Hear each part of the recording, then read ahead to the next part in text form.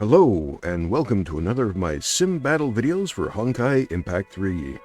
In this one, we're covering the angry armored girl, the angry gun girl, and the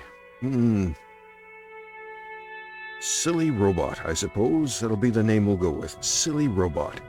Anyway, Fu Hua is first up to bat, and this is again going to be a video with me just using the tutorial characters and explaining a bit about how they interact with each other, what they do for the team, which one's the damage dealer and which one's our support, that kind of thing. So here we go. So in this case, let's see here. Well, our main damage dealer in this particular encounter is going to be Cherry. So she's using her signature weapon, signature stigmas, all that good stuff. She's in good shape, and we've got two supports.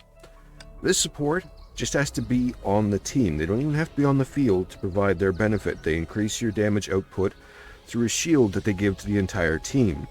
But they also have this weapon here, which applies a debuff on the enemy when you hit them with it. So all you have to do is stay on her, shoot the enemy once, then you can switch over to CH, drop her cross down, do a little dodge, and then finally switch into Cherry and get the deed done. It should be fairly quick. And again, I won't be using anyone off my friends or pals list to give me bonuses, which do help. If you have friends or pals on your list, look through them, see what leadership skills they have. For example, this team would really benefit from this particular leadership bonus that this pal on my list would give me. 30% critical damage, 30% critical hit. This is a physical damage team, so critical hit and damage really helps out. Alright, here we go. So like I said, first things first, Bronya stays on the field till the boss shows up. Then I shoot the boss, switch over to CH to drop her cross, and then finally switch into Cherry.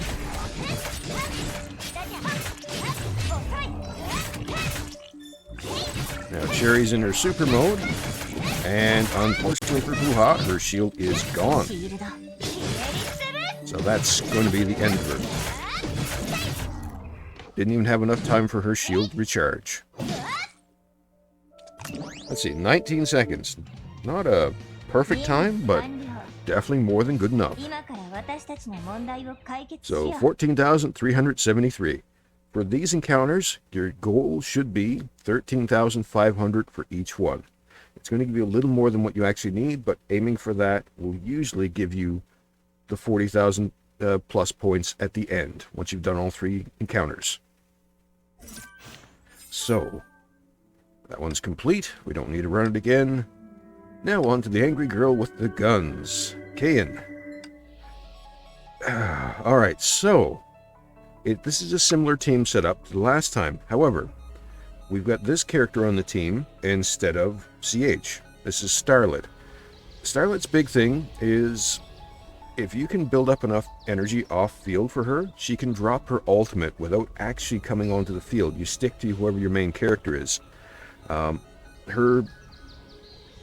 I want to say cross, but it's really a giant guitar, applies a buff to your team while it's on the field.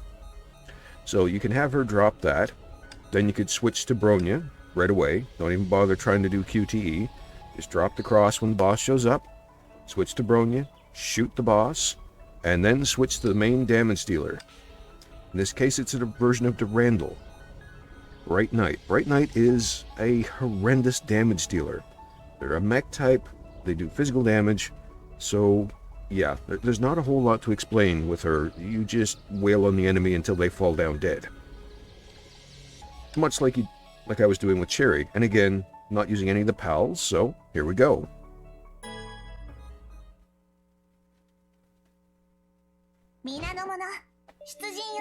3, 2, drop the cross, switch, shoot, and QT in Durandal.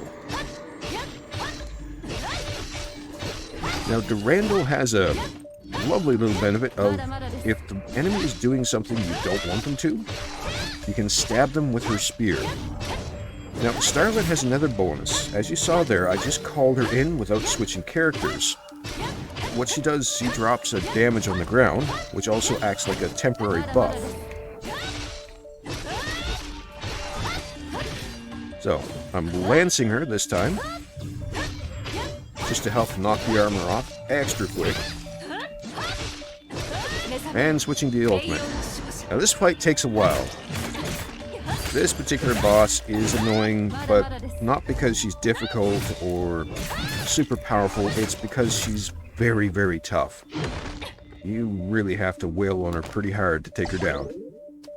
She's got really solid armor and a lot of health. And on top of that, you can't use elemental against her. So I got 13,804. That's more than the 13,500 I needed, so we're good. But yes, if you do decide you want to use your own characters to fight that particular boss, do not take any elemental characters. They cannot damage her. She's nasty that way. Elemental damage gets reduced to 0 when it hits her. Only physical damage can take her down. Alright, now for the... Well, I said angry or silly or... yeah, just a robot. Alright, oh, here we go. This is an elemental team. So we've got our main damage dealer, the Herschel of Thunder.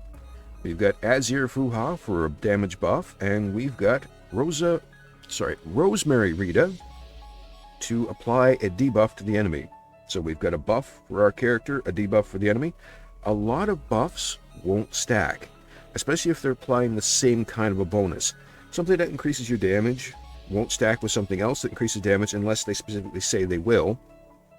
Like, for example, total damage buff, the biggest one is the one that applies. The only time it'll stack is when it specifically says for that buff it stacks. Elemental buffs, again, they won't stack unless it specifically says it will. Now, critical damage, critical hit, those are physical damage buffs, but they're not a total damage or elemental buff. And there's also a physical damage buff. So you could have two buffers on the team, one that's buffing critical hit, critical damage, and one that's buffing the actual damage output. In the case of critical damage, critical hit has to be physical. And also you could, in an elemental team, have someone that buffs elemental damage and someone that buffs overall damage. While they don't stack, they still both apply. So, here we go. Again, not using a PAL, just the team that comes with the tutorial, or trial.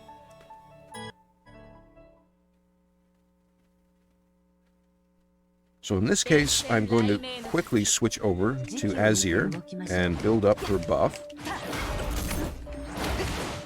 Now switching to Rosemary. Well, unfortunately, it took a while for her to actually build up her buff. And this isn't exactly going to be a stellar or record-breaking run, but I'm still going to get the score I need. One of the things I needed to be doing was breaking the shields on this particular robot. When it goes down and has that shield dome in front of it, if you can break that, it'll debuff its damage resistance, meaning you can do more damage. Unfortunately, because I had some poor timing, I didn't break any of them. I'm still going to defeat this boss relatively easily. And they're done. Normally, if I had cracked the shield twice when I had those two options, I would have killed him long before I had enough power to fire off my ultimate, which would have meant about 300 more points on the score. But still, 13,979? That's more than 13,500, so I'm good. Now, getting the timing down on those bosses, like if you want to try and set a record score, practice, practice, practice. You're also going to want to get the characters that it recommends for that fight, your own versions of them, and soup them up to their limit. That's the only way you're going to be able to break any records for these particular encounters. And even then, some of the encounters, the scores there, they can't be broken because it's not possible to increase the score any higher.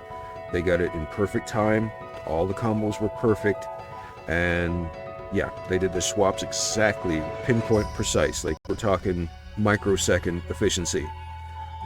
It doesn't mean you can't try, and hey, you might even be able to tie them, which would be all just as impressive because it took absolute perfect timing for them to get that particular score.